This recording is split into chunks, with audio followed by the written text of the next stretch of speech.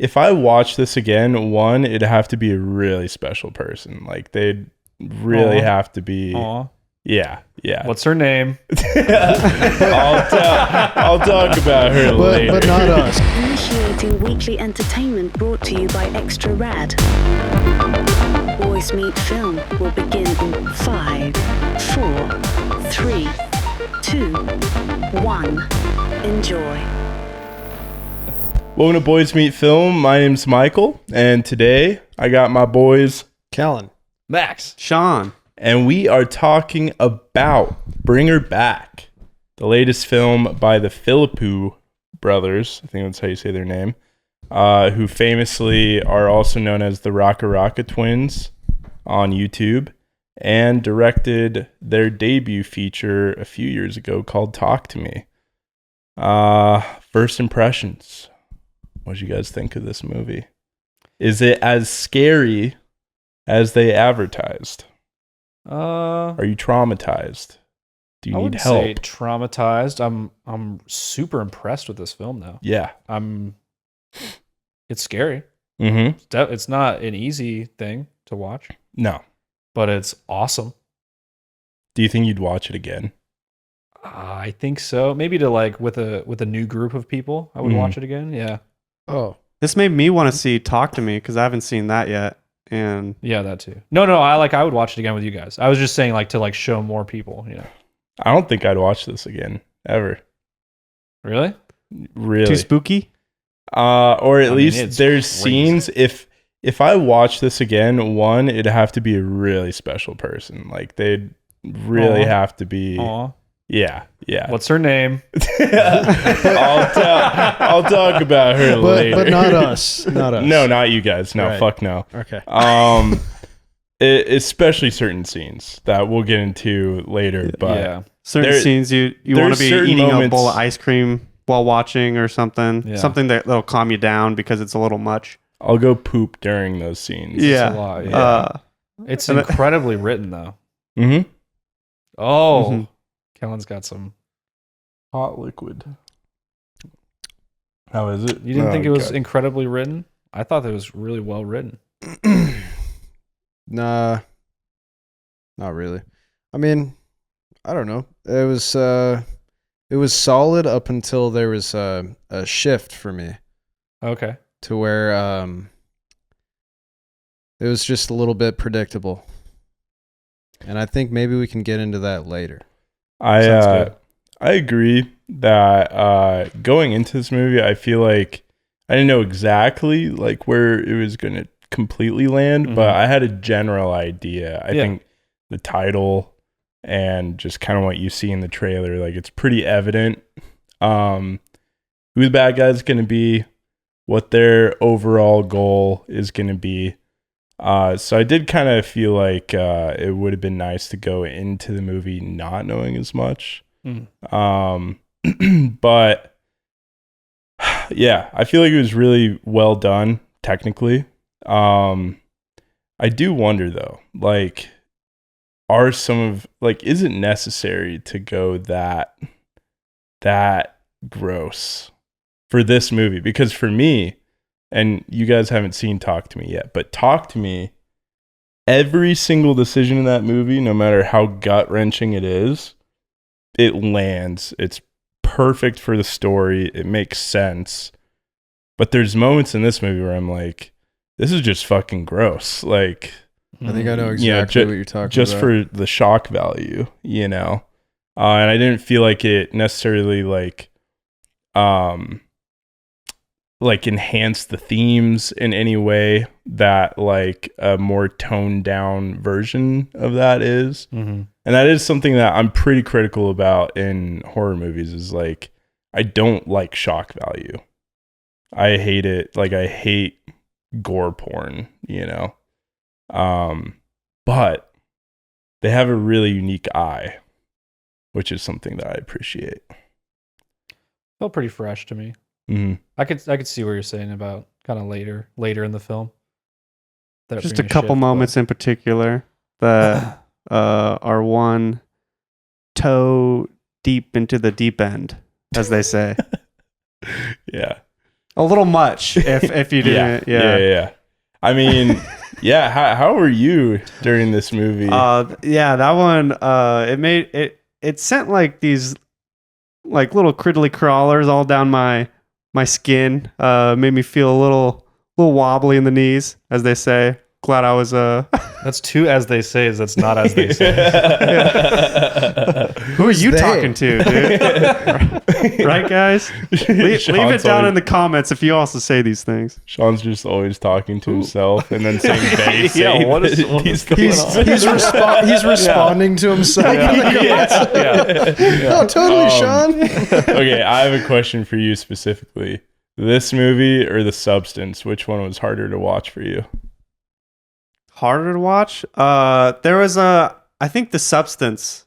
Really? I'd say for me. Interesting. The Substance is way Yeah. gnarlier than this movie. I think so. Huh. With a couple, there's some things in The Substance that might just stick with me forever. There's so much more. That's the whole movie. There's a ton of body horror. Well, that's Yeah. interesting to me though, because like tonally they're different, right? Like The Oh, yeah. Substance is completely campy different. and fun.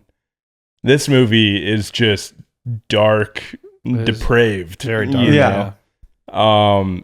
So that's why I was just interested, because I wouldn't say this movie's gorier, Yeah. but there are moments that I feel like are just so much darker and like Yeah, there's a They're hard way for me to look more at. of a darker undertone with this Mhm. one. For it is all about demons and bringing her back, and for the other one is just somebody who's in a position and wanting to change something about themselves. It's just a completely different story. There are subtle, I mean there are darker undertones to The Substance, of course, but not even close to okay. what this one brings it to. I'm just trying to get a read on your squeam meter. My squeam meter. Yeah. My Something squeam that meter. maybe eventually we'll have enough money to make a graphic for. But I was like trying to like look at you Oh, during he was- certain moments. Okay. During okay. yeah, Yeah. during the big moment, he was not doing well. no, yeah, it was tough. It was There's awesome. So I got way too low in my chair at one point that my knees hit the person in front of me, and I kind of felt bad. But it was like a point in the movie where I didn't want to say I'm sorry for hitting you, guy. I'm sorry. sorry for hitting you, guy. My knees got a little low. As they As they say. say, sorry for hitting you. Yeah. I double need you in the bag, brother. Yeah, I was the most obnoxious I think I've ever been in a movie during Yeah, this one. I made one noise during. Can you give us a demonstration? It was there was a lot of ease in it if you were to pronounce There was it a lot out. of ease, yeah. Like, They kind of rattled like a rattlesnake's tail. But other than that, I As don't. they say. As the rattlesnake As says. a rattlesnake. Yeah, it was a belch that just kind of came out of my body that I couldn't control. I feel like at one certain point. At one point, I fully screamed, just, no! No! No. And I've never screamed like that in a movie before. The whole theater had a crazy reaction for that, though. So you were good, you know. Okay. Yeah. It was. Because It was. in that moment, I was the only person. So I didn't even have a read of the room. I didn't No. know if I was being obnoxious or. Everyone in the theater was pretty giddy at that moment. Yeah. This movie drove Michael into a solipsistic state. It was just Yeah. him in the universe for a little while. Yeah. Yeah, but I can tell you, I think it was not just our crowd. Everybody was like, "Oh, yeah. And that was cool. I would that was like to awesome. say that I have a pretty good feel for horror movies. Like I don't usually get that like squeamed out or anything, but I was like really doing this a lot the whole time during the movie. It's true. And that might be why I felt like I was the only person in the room, because I was just like blocking everything else out. You had your horse blinders on. Yeah. Okay.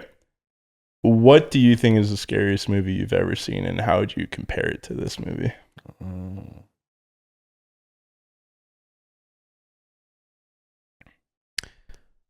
So when I was a kid, I had a sleepover at this kid's house for his birthday, and his dad wasn't such a good guy.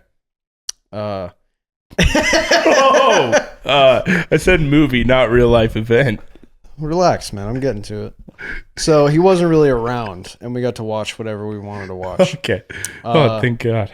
And we watched The Descent, and I was 11, and it scared me so much that I cried, and I had to go in the other room, and his sister put on Kangaroo Jack for me to calm me down. Kangaroo Jack, always there for a sleepover when it's too late. Your buddy has to sleep with the TV, and you can't go to bed. And it's always there for you. I remember I was in the desert. I go to the desert every year with my family, and my dad likes to bring movies. I was probably 12 or 13 maybe. And he put on The Ring at 12 or 13 in the middle of the desert, which isn't the same environment at all, but I don't think I moved the entire night.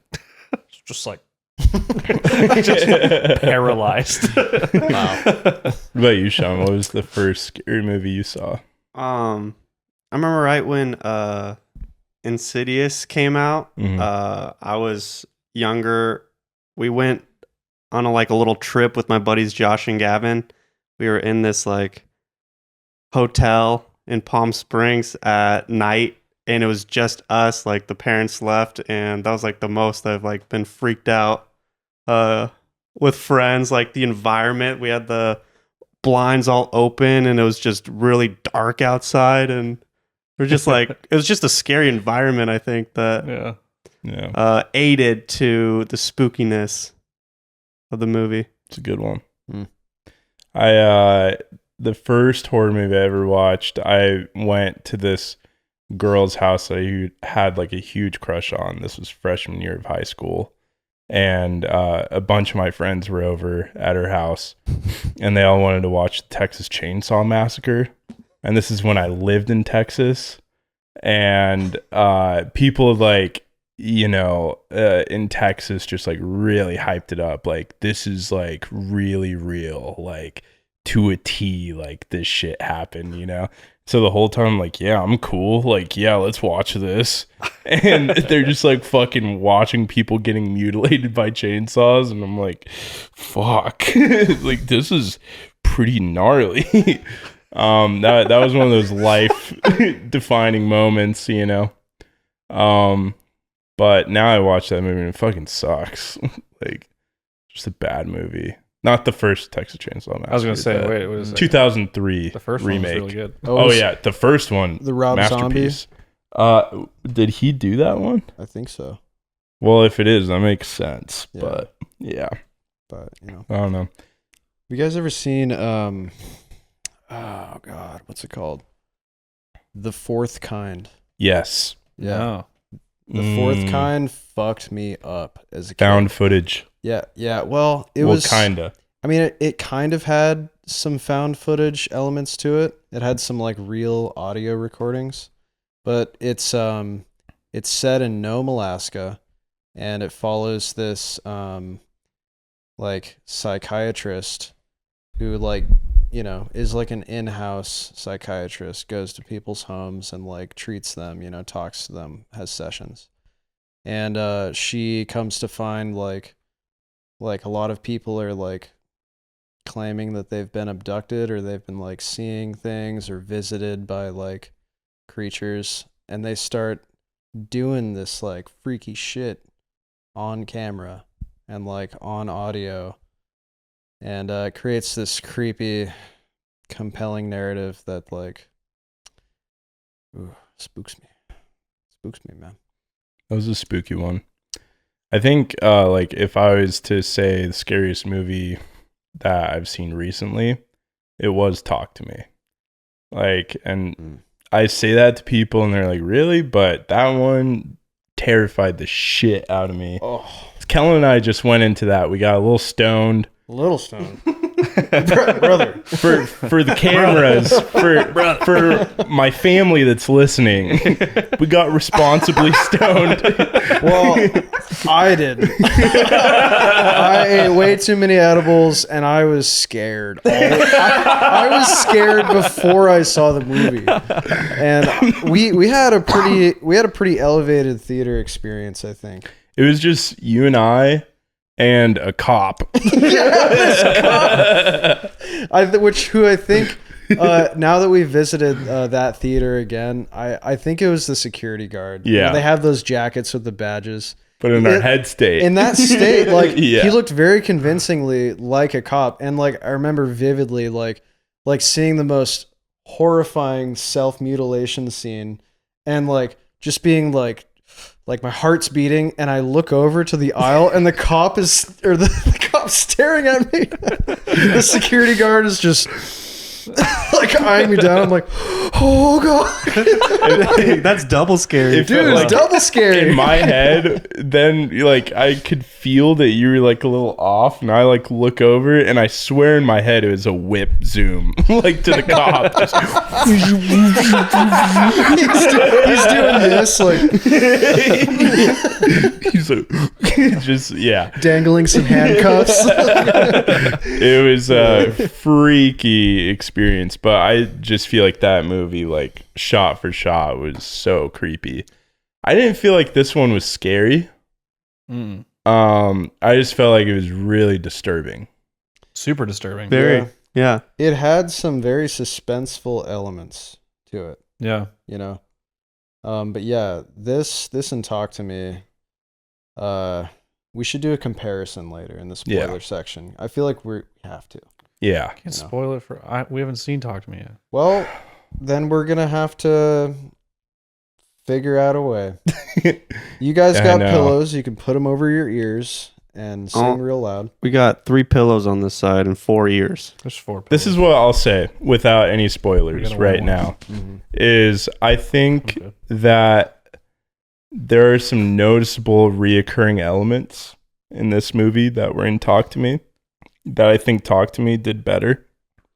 And it just kind of felt like in this movie, like, oh, they're just kind of doing this thing again, you know? And without like getting into spoilers, shower stuff, hospital, you know, there's just like these like writing elements that it's really hard to not look back at Talk to Me and be like, oh, well, like, can you write something just slightly different, you know?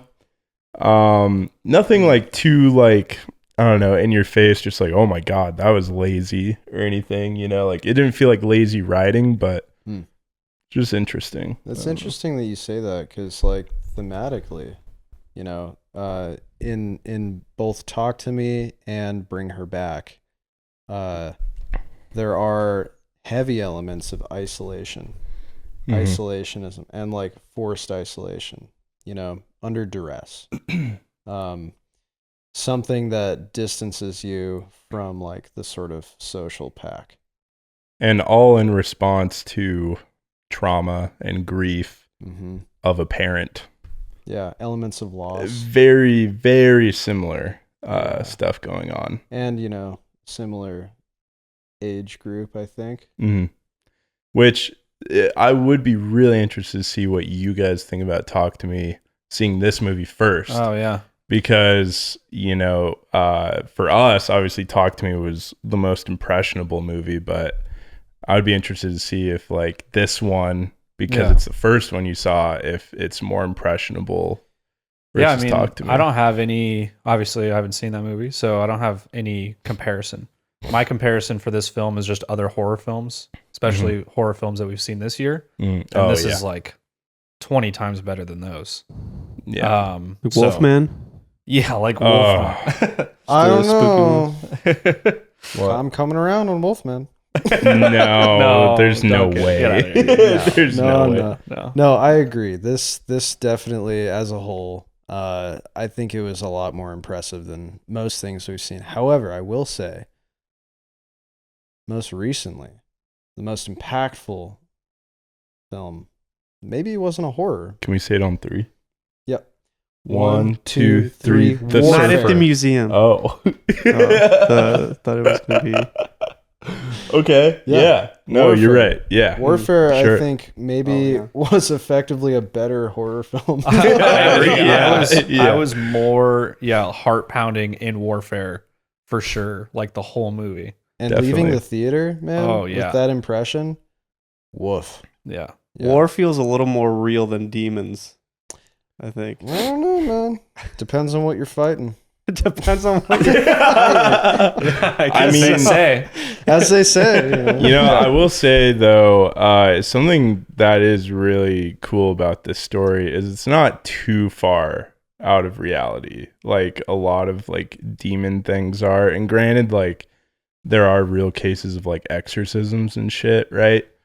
But this movie was making me think of one of my mom's, I wouldn't say friends, but acquaintances in college who ended up like slitting her daughter's throat in her garage because she thought the world was ending.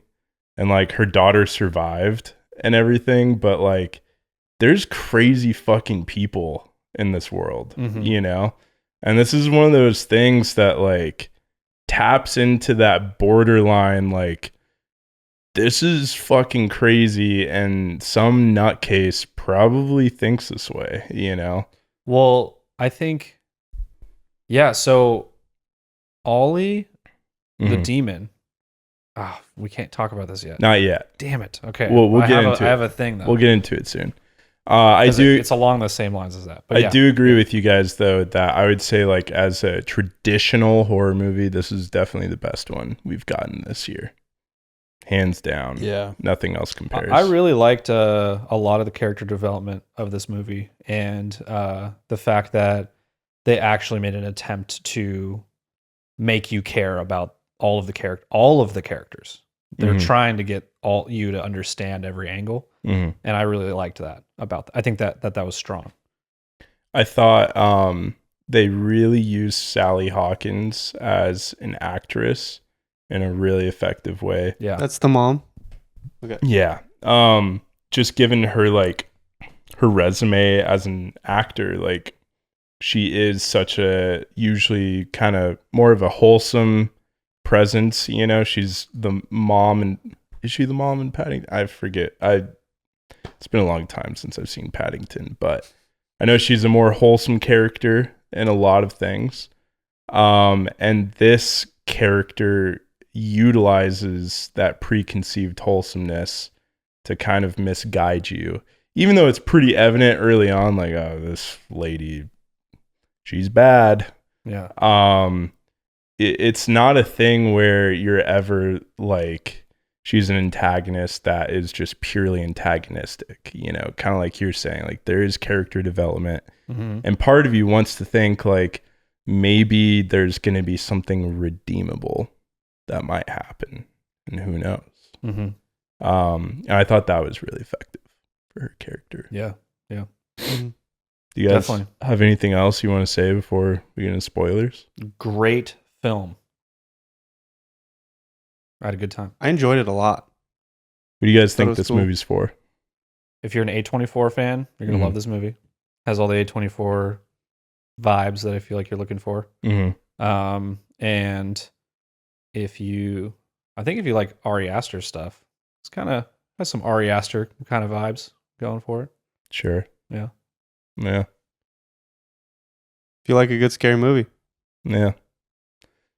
This film is for carnivores and sadists. Yeah. Yes. Yeah. Yeah. If your mind's fucked up, you might like this movie. But you also probably shouldn't see it.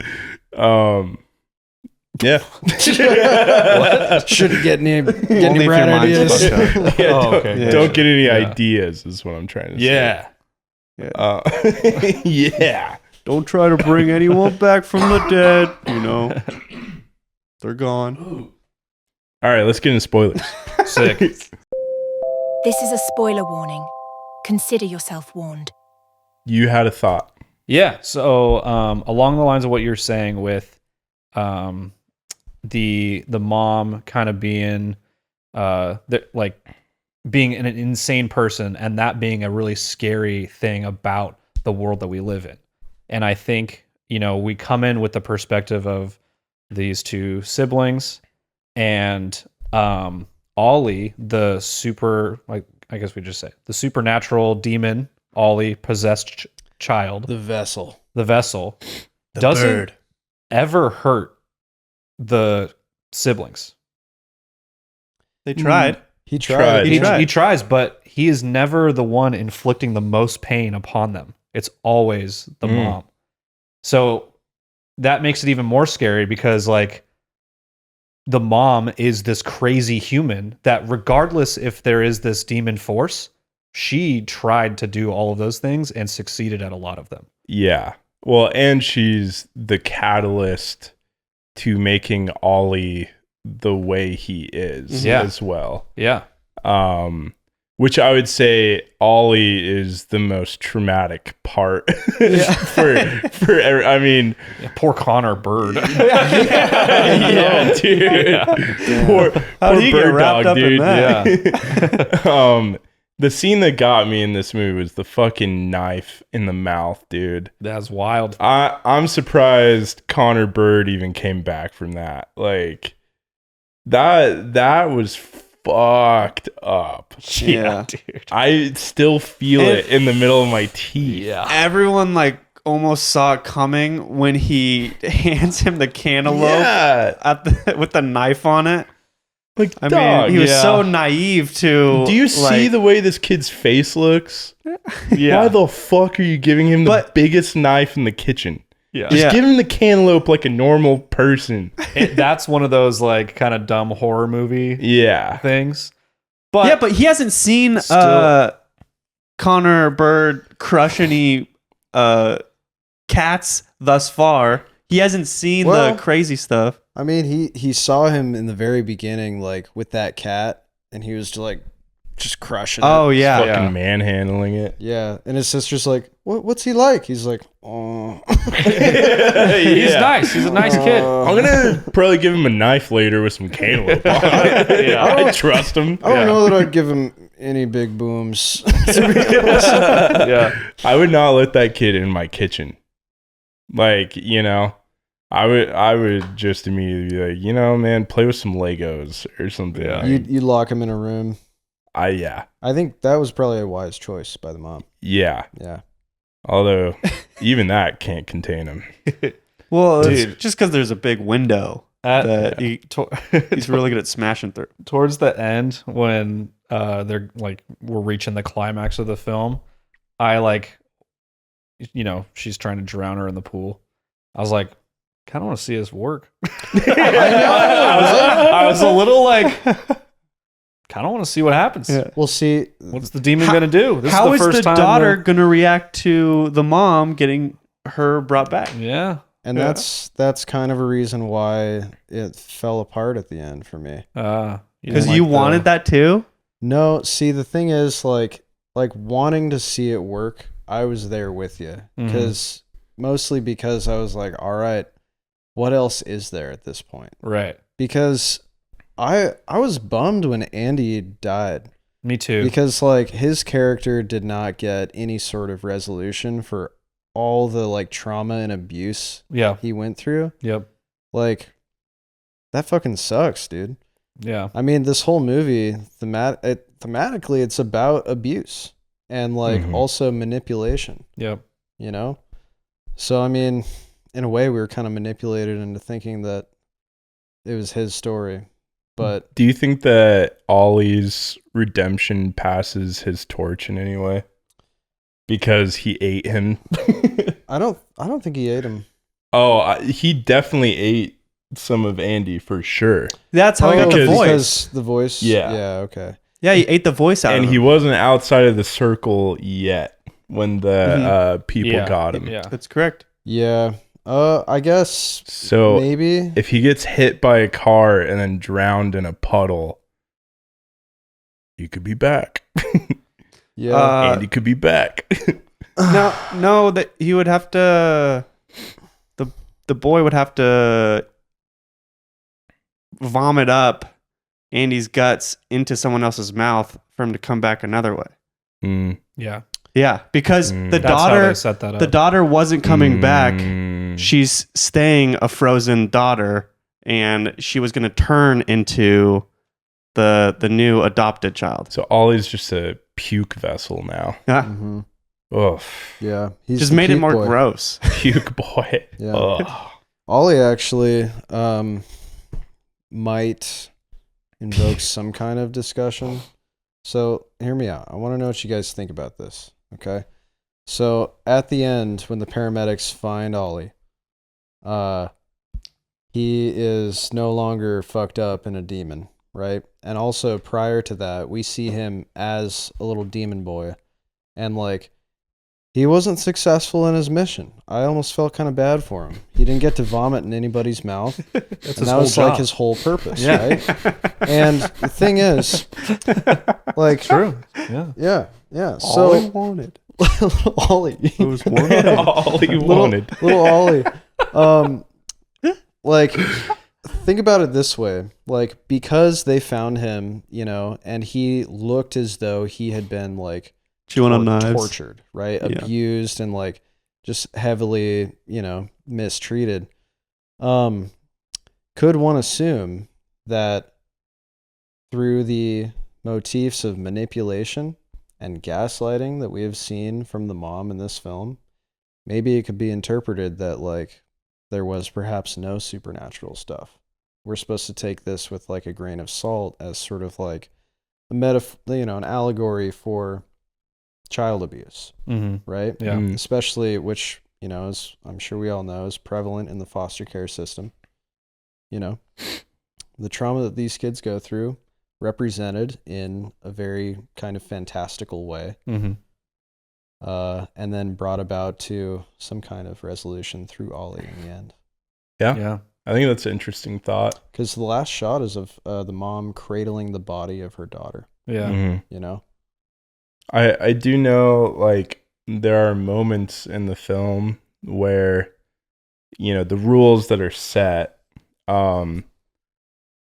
you know, will dictate the headspace that Ollie's in. Like, once Ollie has passed that circle and then he's back in the house, he's able, or wait, no, actually, no, because he's in the house during the cantaloupe scene, and that's when he wrote down bird.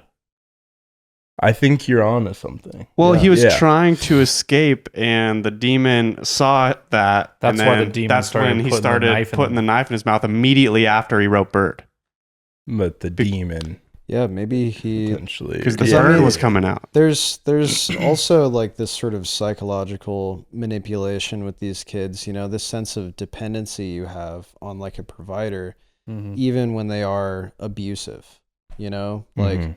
and it's, I mean, I'm not qualified to get really deep into that, but like, I mean, you know, as a kid, it's like, what other choices do you have, you know? Kind of like Andy with his dad who hit him. Mhm. I mean, I don't know. Maybe the circle was representative of this like barrier of like safety and danger, where Mhm. like there is the safety of the home, you know, and the things that, you know, are meant to protect you, but actually harm you. But then there's also like the fear of like leaving what is comfortable and what is known Mm-hmm. in order to actually be free of the real danger. Yeah. Yeah, Mhm. I like that. It's an interesting idea. And I agree, like the symbol of the circle. I think you're spot on with that. When she's rubbing his head Yeah. and he stops freaking out. Yeah. Well, and when she's like doing that on the window too, Mhm. she's waxing and waning. Wax on, wax off. Yeah. Yeah. She's doing the Mr. Miyagi. He's like, oh, Karate Kid. I like that movie. She's like, you like that movie, buddy? I'm not going to make you eat bodies anymore, I promise. Okay, I believe you. No. Yeah, I think I think maybe for me at least, like that's maybe the message I was getting from this film. I thought that was good, you know, metaphorically, symbolically, they did a lot of good jobs of like weaving these themes throughout the story and like, you know, connecting that with the character development. I was really just bummed about Andy, Yeah. you know, especially because of how tragic every single time he was on screen was, pretty much, from the very start to the very end. Like, he didn't even get the resolution of knowing that he wasn't even the one peeing his own pants. Yeah. That's what I was like. Yeah. Damn. What the heck? She's been peeing his pants, and he this whole time he's been thinking that he's peeing his pants when she's been peeing his pants. Yeah. He died thinking that he was peeing his pants when in reality she was peeing his pants. That's bleak. Yeah, dude. That is How a crazy is fucked that? up way to die. Is this movie just Hereditary? No. Siblings. Ooh, Somebody's trying to bring another body back into another It's person. about grief. spooky mom. Yeah. I did. I mean, this. But in Hereditary, it works. yeah. Hereditary. They brought that Prince of Darkness back or whatever. Man. There's something about Hereditary though that is just like deeply unsettling. Oh, You know? Yeah. This was like Yeah. this was unsettling for different reasons, I think. Oh, yeah, for sure. Yeah. I really, and I mean, it goes back to them as YouTubers too. Like, they are shock value, you know?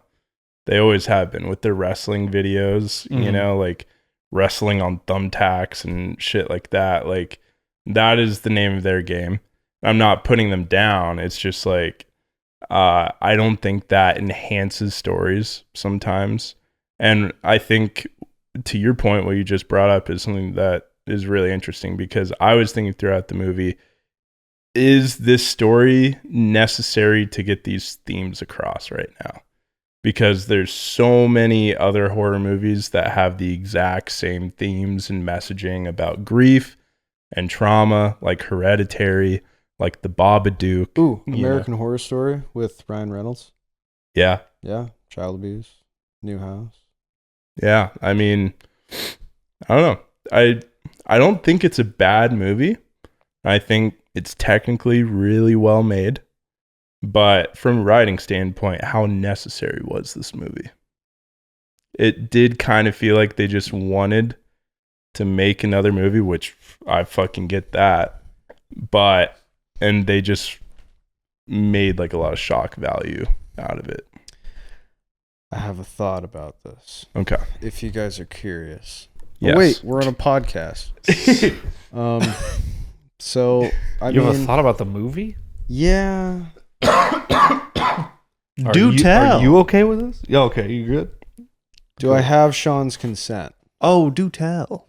All right. So, you know, I went into this movie with high hopes, and perhaps too high after seeing Talk to Me, which for me was phenomenal. It was something so different, and like,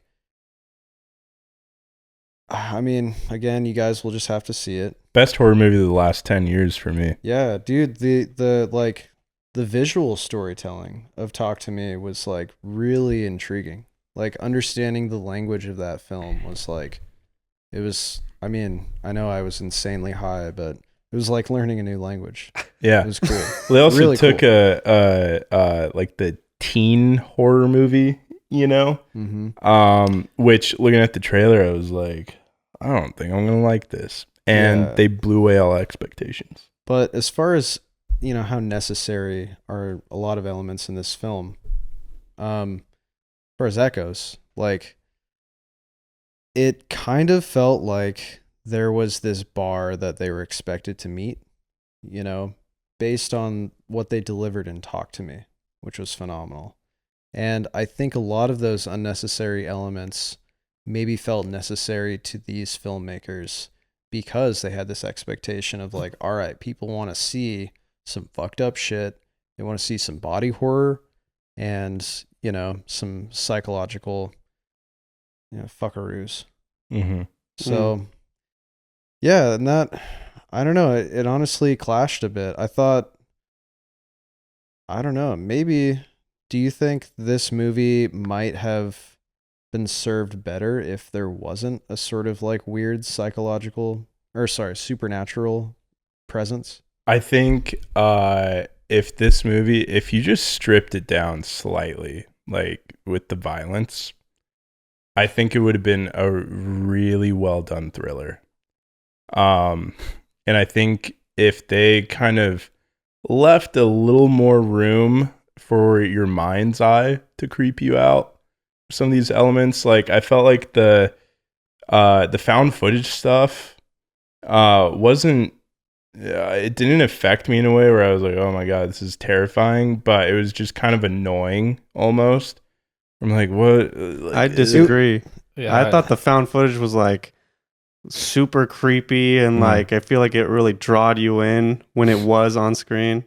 Interesting. I It's thought also telling the story of like how she is planning to do this. sets She's up her learning. whole motivation for. But what I'm saying is you could do that differently, right? Like, I mean, it could still be found footage, whatever, but like letting a little more room, like it's the same thing with showing the monster, right? In a movie, like it disables you from having, to me, what's arguably even more scary, which is imagining stuff in your head, and they show you all of it. So it does, like, you're not able to, I don't know, I feel like there's a threshold that you can pass for something being even scarier if you're imagining it. How else are you going to set up the rules of the demon then? Yeah, I mean, it seemed like they explained it pretty clearly just by talking about it in there as they're showing you the stuff. I know, yeah, that's what. yeah. Well, I mean, write a story and find out. There's creative ways to do anything. Yeah. But I know. Well, that's what I was asking. Is like, how would you have done it? Well, I'm just saying, to Kellen's point, I mean, and I think he's saying the same, you can do it. I don't know how. I mean, it would take writing it to do that. I'm not going to do that in this 10-minute conversation about this, but I do think it would be more effective as a story for me if it was more of a thriller and less shock value. And specifically, the thing that honestly sticks out to me the most is the knife in the mouth. Like, when that scene happened, it's fucking gross. I respect them for doing that, decision, but how many other things could you have done in that to get that across? Because it never came back into the story where it had any impact in any other way other than the kid put a fucking knife in his mouth and started chomping on it, and it felt kind of like a similar thing they did in Talk to Me, but less effective, with self-mutilation. And I don't know, like the only moment or the reason why that happened is to drive the story so that he tries to take the kid out of the circle. So like, could you have had a different point A to get to that point B? Is what I was questioning the whole time, because this reminded me kind of like, if you just like read it like on paper, this seems like a pretty like Hitchcock story almost, like some weirdo kidnapping, a kid to bring back their deceased daughter. I think that's a really compelling story, and it still was. It's just, I feel like there's, I don't know, some unnecessary shock value in it. It also felt like they left some things out. I mean, the found footage was unexplained. The found footage served as a device to provide exposition for the thing that she's trying to achieve, but we never really Did she find the footage, or is there this other prequel that we need to see where she's going out to find out how to do this after she sees her daughter pass? Right. Well, there are several clues that are given, and this is what I gathered so far. So when she was like, okay, let's get wasted, they're partying, and then it's just her and Andy. I don't know, the three of them were sitting around. He was like, oh, I'm gonna have like more whiskey. She's like, all right, like how about some vodka? And he's like, oh, I hate vodka. She's like, I love vodka. Like there's something about like that's my father's favorite drink. That's the first clue right there. Vodka is typically a Russian drink. The language spoken in the found footage was Russian. She had this tattoo on her finger, this symbol. That was not really explained, but there was very like nuanced emphasis where it was like, it was in frame, right? And it was like meant to be noticeable. And of course, like her and Ollie, you know, her doing the circle thing on his head, her feverishly watching these tapes as sort of an instructional video in a way to like learn how to do this thing.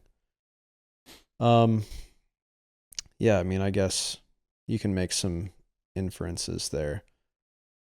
But also it begs the question, like, man, I don't know. Well, I guess she needed Piper to be like the new body, right? But like, you'd think she'd have it more planned out, you know? Like, yeah, she didn't need to let the guy come into her, Andy, like at all. yeah. Well, It was like she was learning how to She- do it. yeah, on but the it was fly. like she was like, some say the soul only or stays in the body for 14 days or something, and that Right. was like it was now like the 13th day. Well, she said months after it died, after the body dies. Oh, it was Yeah. months. Yeah. Okay. Yeah, maybe it's the Maybe they third got that month. wrong. You know, the body was looking really decayed. Her daughter that was in the freezer. The frozen body. Yeah, What I mean is like maybe she's running out of time. like with foster care, Maybe. the Andy wouldn't have any say at all about them getting split up.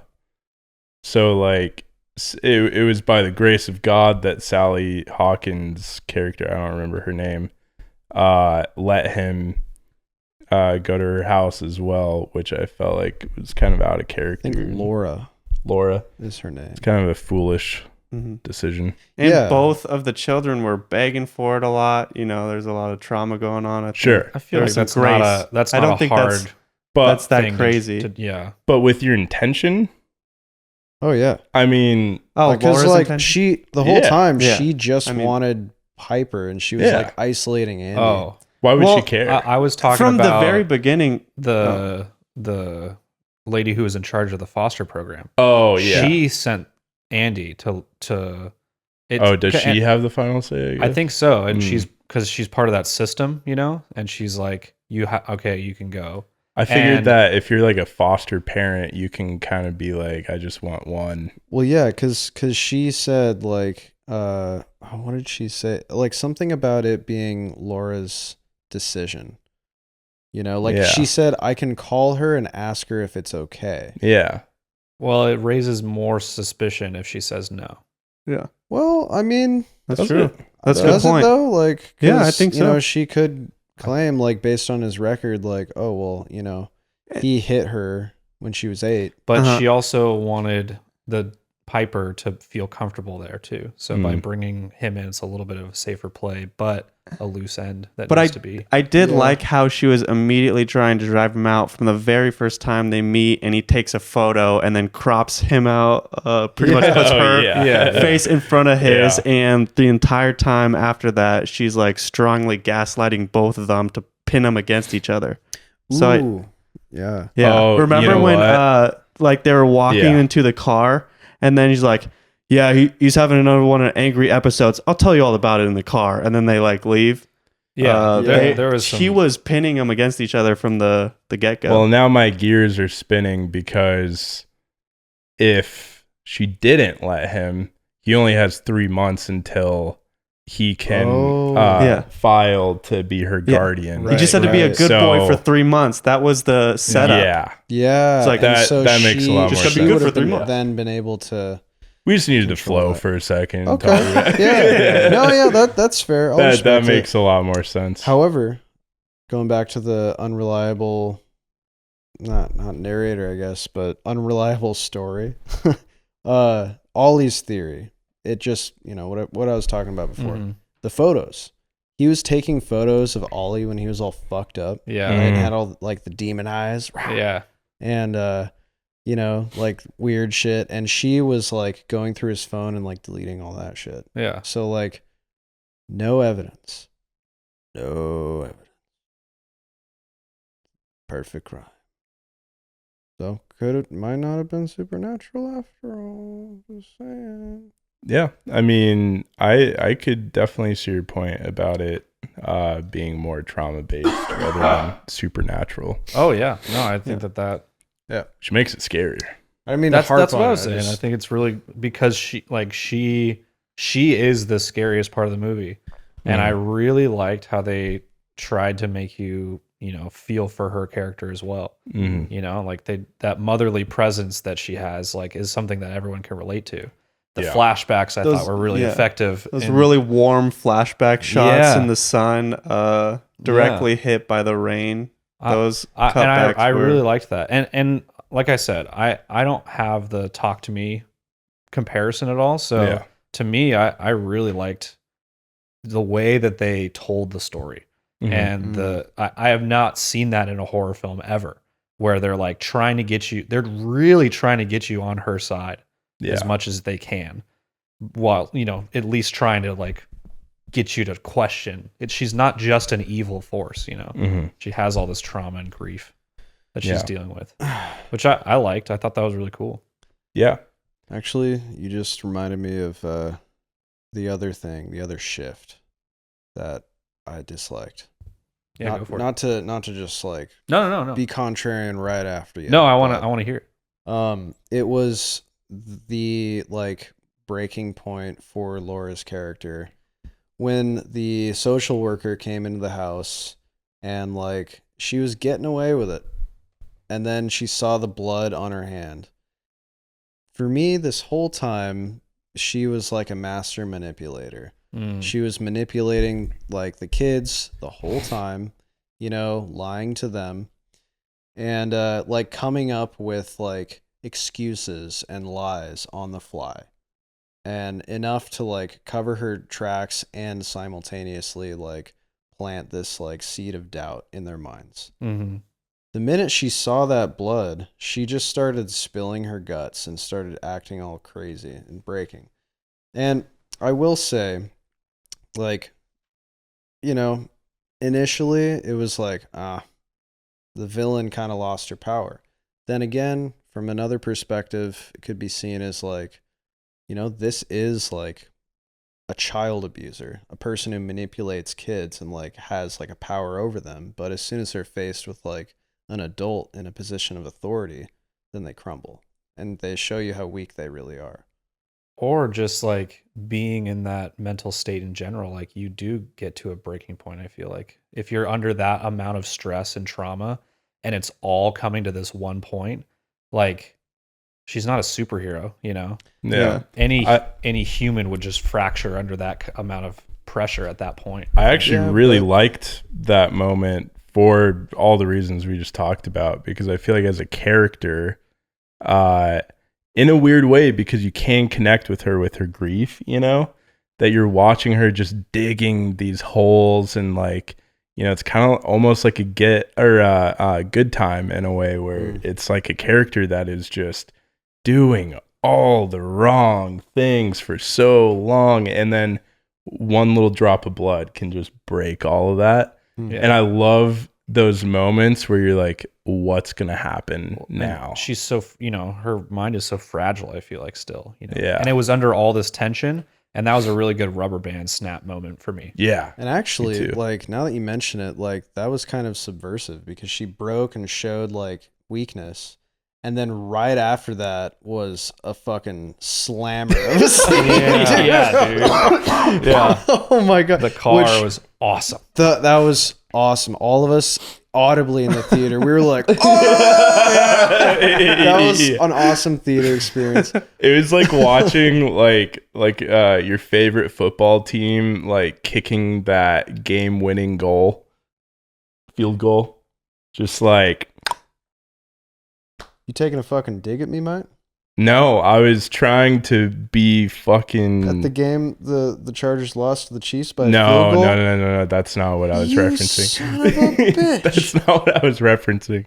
I was saying in general. Oh, Yeah. you sick. Or for you, yeah, it could be as scary as the Chargers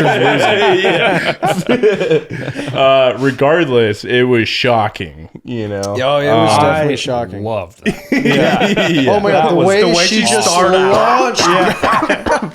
For a while. Yeah, she got carried by the thing and sandwiched, She like dude. scorpioned on the car. Yeah. Oh yeah. So sick. Dude, also shout out to that actress. Super funny. When like as soon as she realized like, oh, this is like, she's like, get off of me. Like she like saw Andy, she's like, we gotta get the fuck out of here. It's like finally. She lets Andy lead her all the way into the back garage, and when she sees the demon with the dead person, Yeah. we gotta get out of here. Get to the fucking car. That was a good comedic moment. Yeah, that was good. Well, and also there though, you don't see the demon either. It's just it's implied that maybe the demon is there or is not there. Oh. But regardless, there's still a dead body frozen in a freezer. Yeah. A little bit of her eye eaten. Yeah. Dude, good call, man. Which could it could go either way. Both of those images are very scary because we don't see her POV ever. This is really interesting to me because I was never seeing or like thinking that there was a demon there at any point. Little Ollie. I mean, sure, little Ollie, but I was definitely I felt like at that point it was kind of, wasn't there some context that he like ran away or something like that? No. No, With the he was like, chickens? because He was that's still munching. we saw what's the kid's name? The son. Andy. Or Andy. Andy. Yeah, Yeah. we saw Andy. He had just broken in there Mhm. and seen what was going on. Gotcha. And then he brings over the main lady. Okay, I was just clarifying. I was trying to clarify that there wasn't supposed to be some other supernatural presence other than Ollie, which I understand he might have that in him, but yeah. Yeah, dude, great point. And also maybe taking it a step further, when we see the dead girl, Clara or whatever her name was, Kathy. Kathy, Yeah, thank you. Kathy. So when we see Kathy, when she's frozen initially, we see her with Piper, who is blind, and with Laura, who is probably seeing her daughter as she remembers her, right? Mm-hmm. Full flesh on her face. If we're going with the theory that Ollie was not in fact a supernatural being that was eating flesh, we only see like the half-eaten face, which looks decomposed. Yeah. It's like gaunt and like you can see bone, but there's like a little bit of like brown flesh. Yeah. Perhaps we are seeing her resolution, because remember at the end when Laura like comes in, the jig is up, and she like sees her daughter in the freezer for the last time before she's in the pool.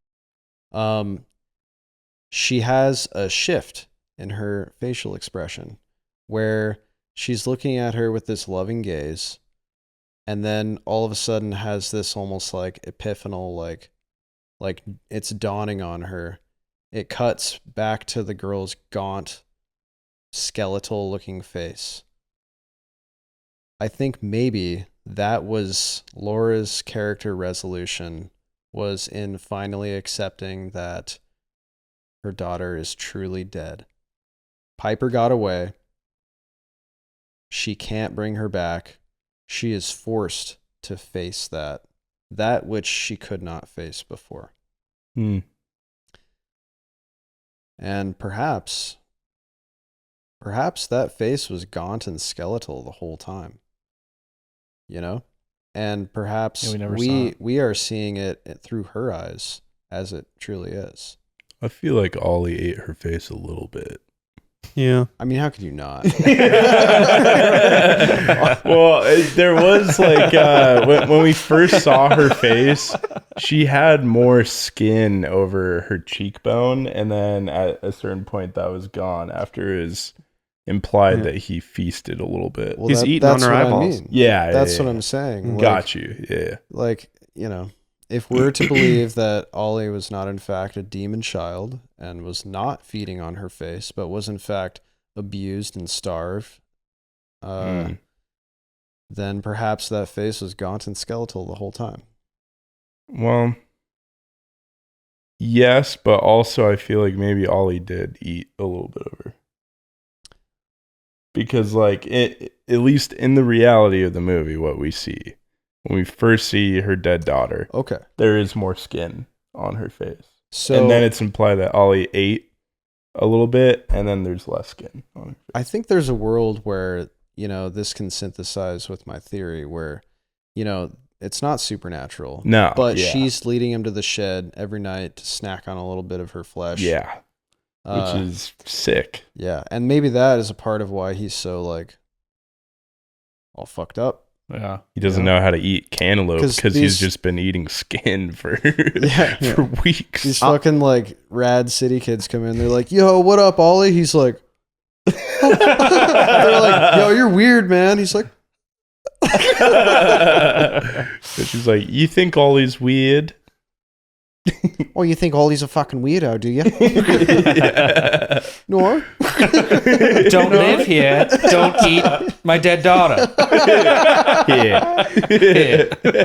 Why I think he just really filled up on the dead daughter is after that he walked out to the pool, the most bloated. But he also had a yeah. chicken. You know, I think he was eating a lot of Yeah. stuff. He had a chicken, a little Andy in there. Yeah. He ate so many things, and he was just yeah. waddling out to the pool like That just was so awesome. fat. That was so I can think I of love some that. times I've felt like that. Oh yeah. After just a time to get in the feast. pool. Hope he doesn't get a cramp. He's gonna wait 30 minutes. Like right after just stuffing yourself, and you're just like waddling. Like, Oh, you can't even jump in the pool responsibly. You just kind of have to like fucking you gotta just slip down into it. you gotta like slither side away. saddle into it. Yeah. Well, any other thoughts about the movie? Yeah, We I wrap really this up. liked cinematographically. Yep, that's a real word. Okay. There was a ton of shots where we see through Piper's perspective, where they keep the camera wrapped yeah. out of focus for a lot of yeah. scenes. So you're kind of like in her world a little bit. And that does do that thing where like things are like a little bit obscure and you're trying to make it out with your Yeah. That was very cool. Yeah, With I her like setting those. up that she only sees shapes and lights, Yeah. and then getting to see that point of view of just like the shapes, and like, oh, this is terrible. Yeah. What am I looking at? I mean, like, but it was so like such a cool artistic choice that really aided. Yeah, the there was a story. lot of really simple effects in this movie that I think kept it very grounded. And I really appreciated that about the film. Mhm. A lot of camera techniques, a lot of prosthetic makeup that was really well done. And I think that all helped add to this really. I don't know. I really enjoyed this film. I think it was a really good time for me. Yeah, I mean, I enjoyed the movie. I don't think it's a bad movie in any way. You just want to see less knives in people's mouths, I think. Yeah. No. I think honestly, like for me, it really does come down to that scene, because I think that is the most jarring scene too, because that is the one that it changes the narrative for you. You know, after that scene, that's when everything gets super fucked up. Well, Which is fine, but that scene specifically is just, dear God, did he have to suck on the knife? You know, like. I don't know, because Talk to Me, very fucked up shit. You know, there's some shit in that movie that I cannot unsee, but it works with the story. Yeah. Yeah. Yeah. Yeah. Well, there were some. Never mind. I don't know. I think overall though, still quality movie. Way better than Wolfman. Yeah, definitely. You know, I'm glad I saw this movie. I think they're really impressive filmmakers, and I'm excited but also terrified to see what they make next. Yeah. Can I ask you something? Yes. What if you were to send a message to the Raka Raka boys right now? What would that message be? I mean, it would be, did you have to put the knife in his mouth? Okay. I think my What's your message would be try something different. Go outside the comfort zone. Dazzle us in new and fucked up ways, because you clearly have a knack for it, and we're not disappointed. I think it's just that camera's not on. That camera's not on. Fuck. Look at that. Look at that one. You could also look at us. Try something new. This is a message to Rock Rocks, not to us. Yeah. It is to This Rock is Rock. not a message for us. Try a romantic comedy. You know? No, just just branch out from the similar tropes that we've seen. Make the most similarities. fucked up romantic comedy we've ever seen. That would Or be team awesome. up team up with the Safdie brothers, and Good time too. yeah, could be cool. They are making Talk to Me too. Are they? Yep. It's in production. Oh, Yeah. okay. Which is interesting. Try something different. Yeah. Try a different sequel. Any last thoughts for you, Sean? He described the peeling back of the skin as like string cheese getting peeled, and that is a visual that kind of stuck with me for a while. So thanks for that, Will. Yeah, that I liked that. I That was could fun. really go for some string cheese, though. I'm Yeah? not gonna lie. That sounds delicious. that visual was, but it was good. That one was a good one. Yeah, that one. That must have been so fun. The Yeah. makeup, doing the makeup for that. Oh my Oh. god, dude. And then that kid actor just gets to like rip part of his arm off. Yeah, I bet like, whatever they used for the prosthetic was like, they probably made it tasty. Probably tastes good. And it's like, I don't know. All my blood is kinda edible. rubbery. And they're like, all right, man, just like, eat your hand. He probably had a blast. Oh doing it. yeah. I feel like it was just like a fruit roll up Yeah. with some Yeah. like It's just- cake did look on like that. top of it, like a skin. Yeah, is Yeah, it just cake or is it cake. gory Yeah. bloody arm? Yeah, exactly. This whole movie, He's like, let me check. this whole movie for Oliver. Guys. He's like, is this table cake? No, it's table. No, but it's delicious. Is this knife cake? Nope, it's knife. No, it's knife. Damn it, where's the cake? Man, Try my arm. missed opportunity to title this movie. Is this cake? Oh, Bring her man. a cake. Bring her cake.